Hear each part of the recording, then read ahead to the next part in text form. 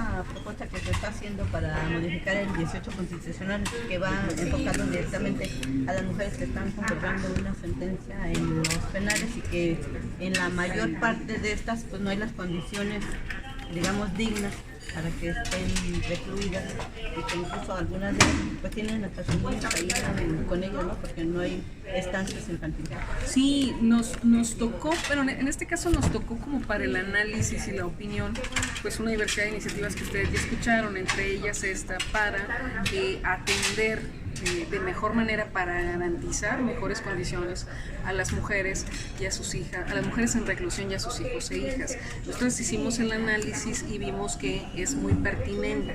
Ya le tocará a otra comisión dictaminar, digamos, incluso si hay por ejemplo, el tema que pudiese ser de impacto presupuestal, que se mencionaba, etcétera, sí se tiene que analizar, pero consideramos que es necesario que dentro de los distintos reclusorios pues se dé una reorganización que pueda garantizar, digamos, estas condiciones adecuadas. Es un tema de derechos humanos. Diputada, actualmente ¿cuántas mujeres hay recluidas y si tuvieran el catálogo de delitos? Porque sabemos que muchas de ellas están ahí por posesión o tráfico de enervantes mínimos y que a la mujer se le castiga más que a los hombres. Sí, permíteme precisarte ese dato, porque ahorita no lo traigo, pero te lo preciso el dato y el catálogo de los delitos, pero nos parece, como les digo, que es una iniciativa que va en el sentido, pues en el sentido correcto, sobre todo porque se invisibilizan,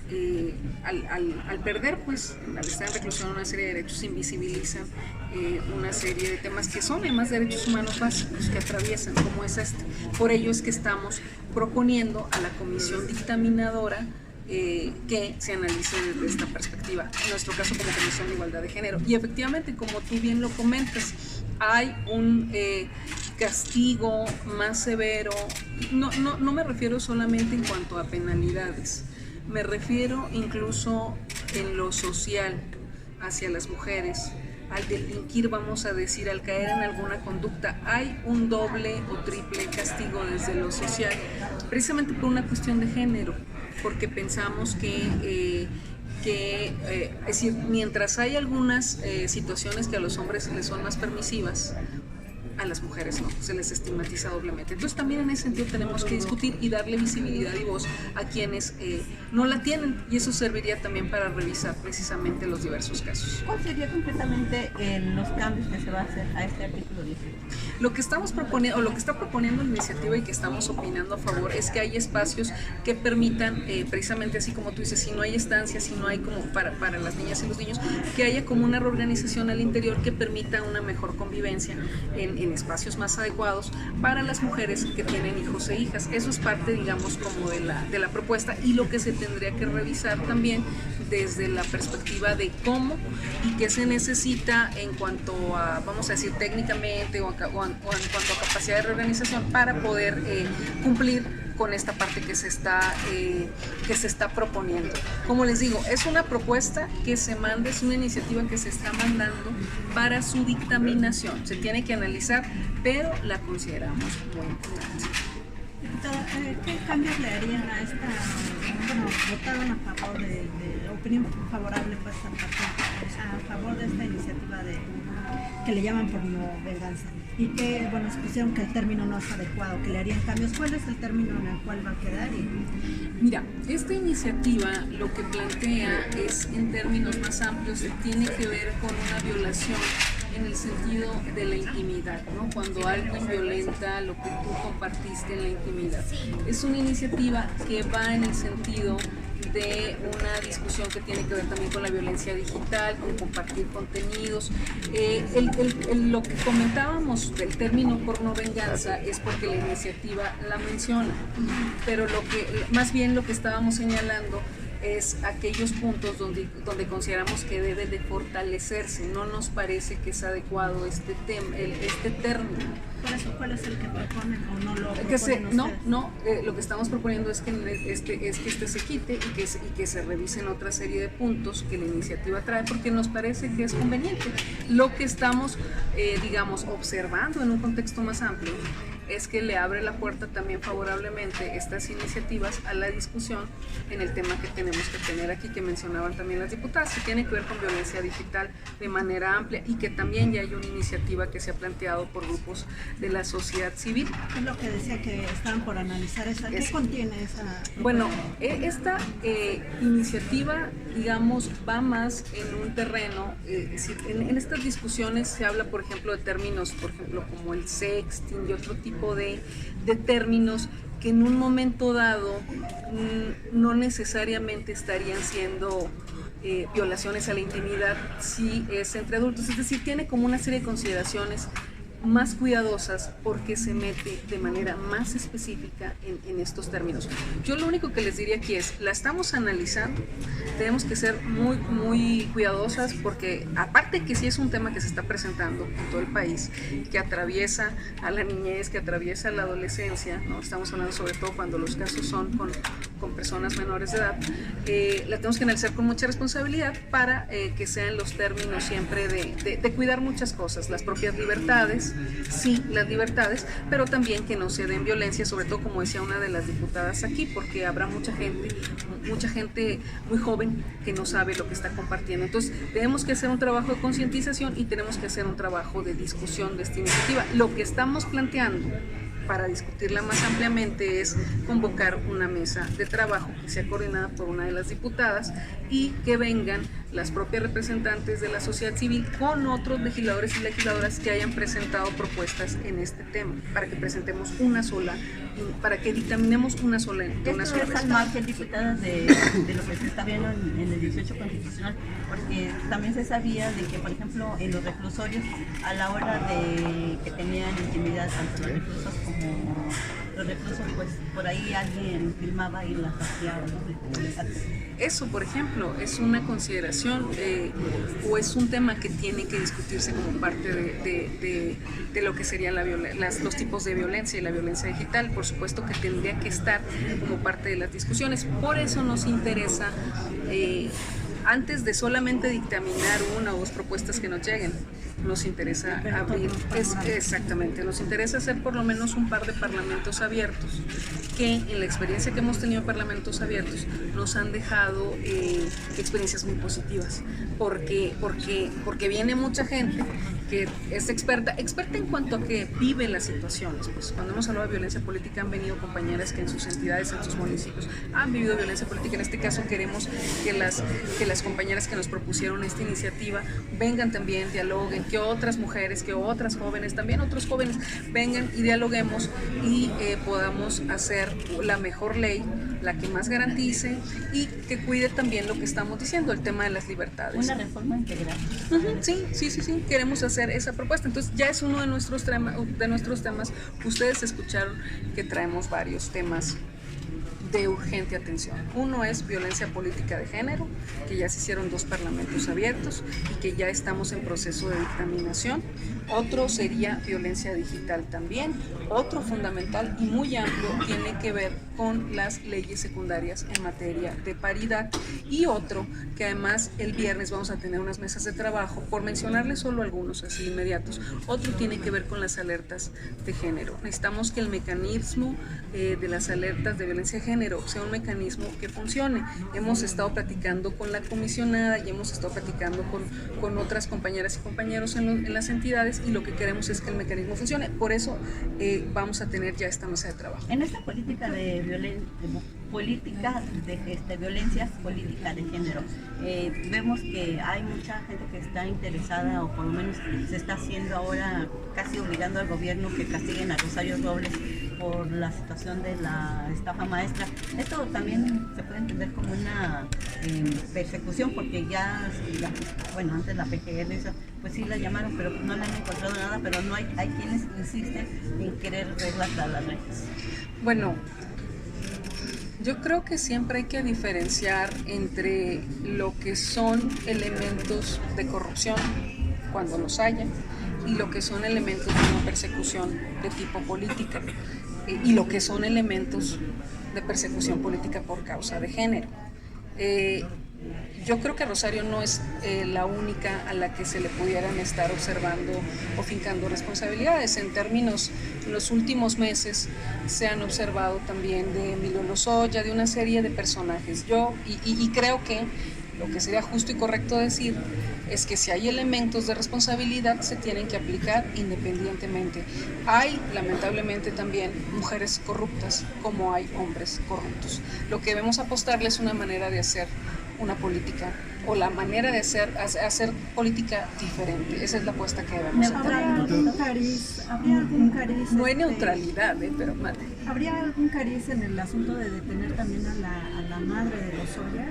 Se habla de que, bueno, el personaje señalado es él y hay terceros implicados que pues, terminan siendo la familia. La hermana, la mamá. La hermana, yo creo que ahí es analizar las responsabilidades, no tan, o sea, si hay temas de género pues se tendrían que ver, pero yo creo que es un análisis de las responsabilidades. Estamos hablando de casos de corrupción grandes, preocupantes y que ha trascendido a México. Ustedes saben que son casos de corrupción que vienen de implicaciones internacionales. Entonces me parece que se tiene que llevar a cabo pues nada más con la responsabilidad del caso y no mezclar o hacer análisis muy cuidadoso, porque si empezamos a mezclar, por ejemplo, que en el caso de elementos que tuvieran que ver con el género, también a lo que estamos haciendo de querer visibilizar la violencia política que vivimos las mujeres por causa de género, le estamos restando fuerza al querer, por ejemplo, meterlo todo ahí.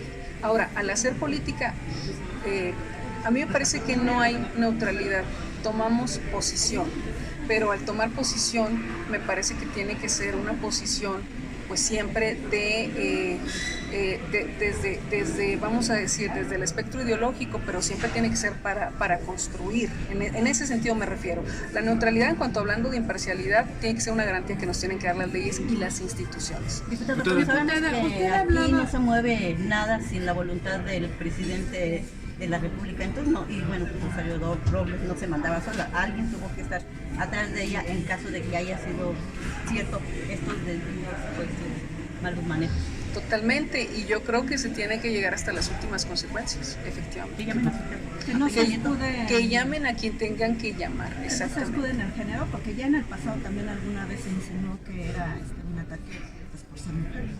Si hay elementos de corrupción, eso es lo que tenemos que visibilizar en este caso, y sería muy delicado que se pretenda distorsionar. Si hubiese elementos de discriminación o de violencia por causa de género, pues habrá que señalarlos, por supuesto que sí, y como diputadas tampoco seremos omisas a ello. Pero lo primero es los elementos de corrupción que se estén detectando, no solo en Lozoya, no solo en Robles, hay otra serie de personajes, como bien dices, implicados. Y se tiene que llamar, o sea, quien se tenga que llamar, digo, finalmente para eso estamos aquí. Manda. Diputada, quería ver si nos podría ahondar un poquito más sobre la violencia digital. Otra pregunta, ¿qué opinión le merece esta iniciativa que lidera el presidente López Obrador? Una iniciativa preferente en materia de amnistía. Sí. Y su opinión, si de algo han servido estas llamadas alertas de género, porque vemos que por todos lados las ponen y creo que no sirven de nada. Bueno, empiezo al revés. Las alertas de género, vamos a tener una mesa de trabajo justamente el viernes 2. La idea es revisar el mecanismo. Yo antes de darles, digamos, como una estocada o de plano decir que el mecanismo no funciona, haría el análisis de todo lo que el mecanismo puede, para todo lo que el mecanismo puede funcionar y puede servir. En principio, recordemos que nos ayuda a visibilizar la problemática específica en un contexto específico. Tendríamos que revisar todo, hasta el presupuesto, cómo se ha ejercido, el presupuesto que se haya erogado, porque acuérdense que se presenta un proyecto como tal. Entonces, todo eso se tiene que revisar. Para eso es la mesa. Hay más de 200 municipios alertados.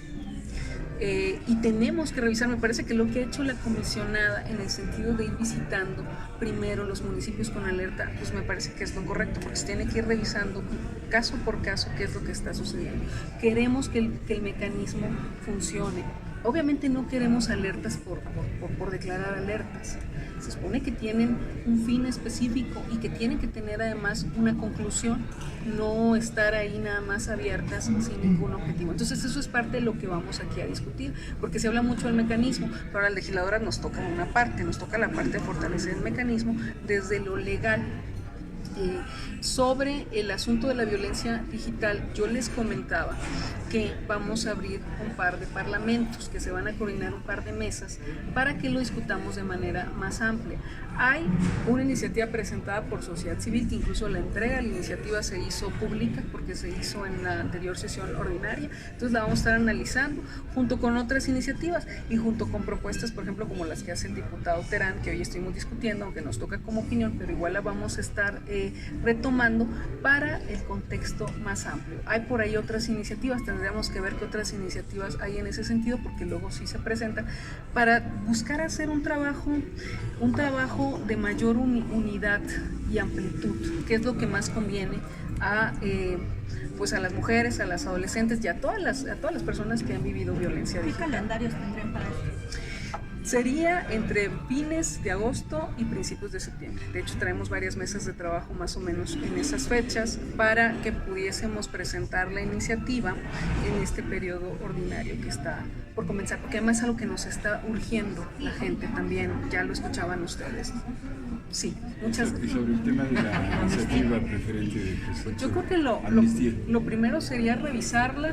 A mí me gustaría que entre las personas amnistiadas, a mí me gustaría mucho que se contemplara a las mujeres que están en la cárcel por el delito, porque aún lo consideran delito en muchas entidades, y está también en el Código Penal, el delito de aborto, o en su caso lo encuadran legalmente desde otra perspectiva para hacerlo más grave, y ponen que es asesinato y tiene que ver con el parentesco. Entonces todo eso habría que revisarlo, pero me parece que sería una oportunidad muy importante para observar a las mujeres que están en la cárcel por este delito. ¿Tiene algún dato de algunas cifras? No sé, si hay algunas cifras que se han dado, se las paso con mucho gusto, porque, por ejemplo, Gire ha sacado algunas cifras ya en ese sentido y se las comparto, pero sería una buena población a amnistiarse. ¿Serían cientos, miles? No son miles, pero sí podríamos hablar de alrededor de 1000, pero les preciso el dato para no equivocarme. ¿Algunos estados, no sé si Guanajuato o algunos lugares donde...? Algunos estados donde hay algunos estados que tienen un mayor castigo. Ahí yo les diría otra cosa también que tenemos que revisar a la par de analizar el tema de la amnistía. La realidad es que también se tiene que analizar desde una perspectiva más amplia legal. Les voy a decir por qué. Porque lo que estamos buscando pues también es que deje de ser un delito. Desde esa perspectiva, pues ya iríamos más allá de población amnistiada, pero digamos sería parte de la discusión. Lo que estamos buscando es que podamos discutirlo desde otra óptica, que las entidades también revisen toda, y eso lo hemos venido haciendo en algunos foros que hemos tenido en las entidades, 20 foros ya que hemos celebrado en las entidades federativas, pero que las entidades también revisen su legislación, que es discriminatoria. Yo les puedo platicar, y ustedes lo saben también, hay códigos penales que hablan, se meten con la reputación de las mujeres. Supongan ustedes que eso ya no lo utilizan, pero ahí está. Si alguien quiere llegar a utilizarlo, ahí está, porque está vigente. Se meten con la reputación, se meten con que sí, que si tal le autoriza, como si fuéramos objeto pues de la tutela, pues no finalmente sujetas de nuestros propios derechos. Entonces eso también hay que revisarlo, porque parte de lo que tenemos que revisar de cara a esta discusión, tiene que ser tiene que ser una homologación en las leyes, pero además el detectar y eliminar todo lo que es la legislación discriminatoria, y tiene que ver con esto, porque por ello es que hay mujeres en la cárcel bajo ese encuadre, que no nada más es el delito de aborto, sino, como les comento, buscan encuadrarlo de otra manera para agravarlo. Entonces me parece que esos son los elementos que tenemos que revisar. Pero no debe ser fácil, diputada, homologar a todos, porque cada quien tiene su criterio.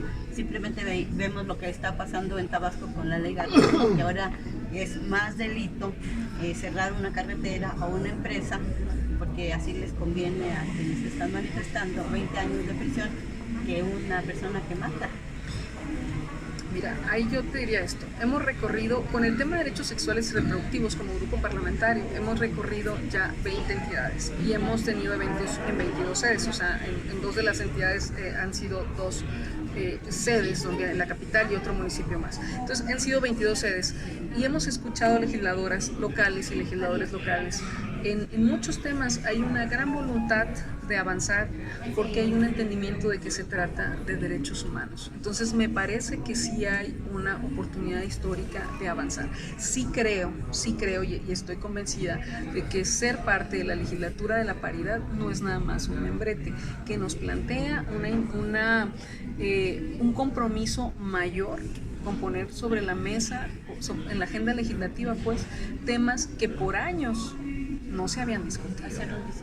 No solo, exacto, hacerlos visibles y avanzar, pero además yo les puedo garantizar, hay temas que muchas legislaturas que han transcurrido no se habían mencionado tanto como esta vez. Los estamos mencionando, pero no solo los tenemos que mencionar, tenemos que legislar en torno a ellos y en eso estamos trabajando.